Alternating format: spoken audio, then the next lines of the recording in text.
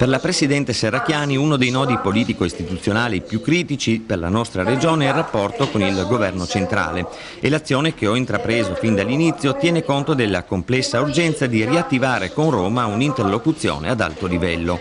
La priorità della nostra Regione si chiama lavoro. La nostra comunità, che fino a qualche anno fa viveva una situazione vicina alla piena occupazione, si ritrova a fare i conti con una percentuale di disoccupazione giovanile attorno al 30%. Secondo la Presidente, per rispondere alle sfide si deve innovare l'impianto e la strumentazione delle politiche sociali, pur in un quadro di limitatezza delle risorse e di vincoli di finanza pubblica, realizzando una programmazione strategica non lesiva delle capacità locali, promuovere la flessibilità e la sussidiarietà con il terzo settore e valorizzando le energie presenti nella società civile, dalle relazioni di comunità alle capacità di iniziativa dei soggetti del volontariato fino all'impresa sociale, riconoscendo il ruolo della famiglia come luogo di relazioni affettive, formative, solidali.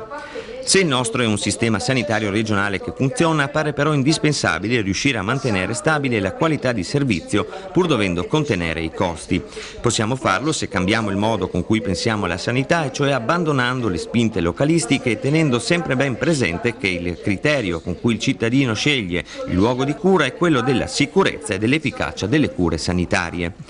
Le sfide di riforma della nostra Regione richiedono anche la capacità di ripensare il modello istituzionale e l'assetto degli enti locali. Un riordino è ineludibile non solo per operare i risparmi di spesa concreti, ma anche prendendo atto che la nostra casa comune non risponde più ai bisogni dei tempi mutati, né a quelli delle famiglie né a quelli delle imprese.